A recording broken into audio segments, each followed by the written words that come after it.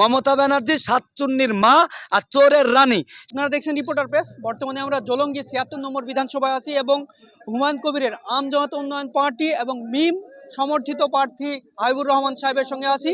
আগামী দিনে জলঙ্গিবাসীর জন্য পরিকল্পনা নিয়েছেন। জলঙ্গিবাসীর জন্য প্রথম আমার যে দায়িত্ব আমি মনে করি সেটা হলো জলঙ্গিবাসী যেন শান্তিতে বসবাস করতে পারে, এইটা আমার প্রথম দায়িত্ব।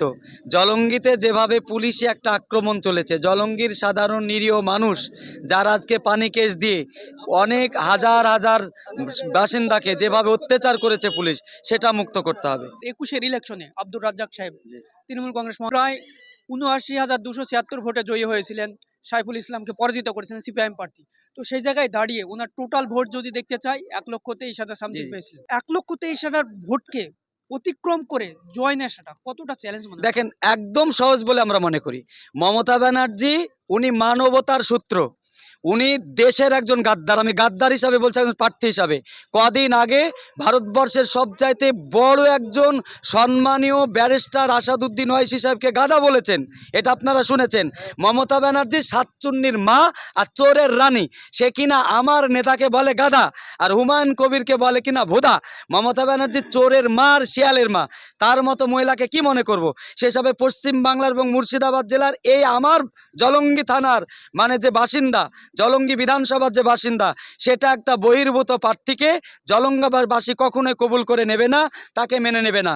আজ আপনারা হয়তো আমি বললে খারাপ হবে, আমি বলবো না প্রার্থী, আপনারা দিকে দিকে দেখছেন। আমি আমার এলাকায় বলছি, আজ খয়রামারি অঞ্চলের একটা গাড়ি পর্যন্ত আসেনি। আজকে শেখের মিটিংয়ে একটা গাড়ি পর্যন্ত আসেনি আমার অঞ্চলে। এবং আগামী দিন মমতা ব্যানার্জি যে ভোট পাবে না, এই রাজ্যের মানুষ, এই জেলার মানুষ, এই ব্লক অঞ্চলের মানুষ যে ভোট দেবে না, তার একটা কারণ বলি।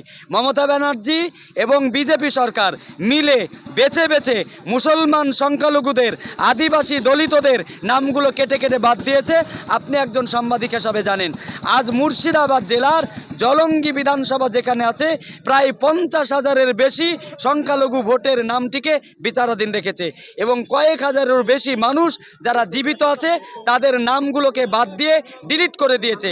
আগামী দিন আমার এই ব্লকের যে সমস্ত মানুষের নামকে কেটে বাদ দিয়েছে, তাদের জন্য রক্ত দিয়ে, জীবন দিয়ে আমি লড়াই করবো ইনশাল্লাহ। আপনি যেমনটা বলছেন এসআইআর জনসাধারণের নাম বাদ দিয়েছে, কিন্তু আমরা দেখলাম প্রায় ১১টা প্রার্থীর নাম বিচারাধীন ছিল, কিন্তু প্রার্থী ঘোষণার হওয়ার পরেই দু একদিনের মধ্যেই তাদের নাম উঠে গেল। মমতা ব্যানার্জি তো শিয়াল পণ্ডিতের মতো বুদ্ধি রাখে। ও তো শিয়াল, আগেই তো বলেছে উনি সাতচুন্নির মা। মমতা ব্যানার্জির শিয়াল পণ্ডিত। উনার হাজার হাজার মুর্শিদাবাদ জেলায় ১১ লক্ষ মানুষের নাম আজকে যেখানে বিচারাধীন রয়েছে, আর তার ১১টা প্রার্থীর নামটা চুপ করে নরেন্দ্র মোদীর সঙ্গে বসে ঘরে ঘরে তিনি তৈরি করে বেরিন করে নিয়ে চলে এলেন। এটা তো জনগণ সবাই জানে।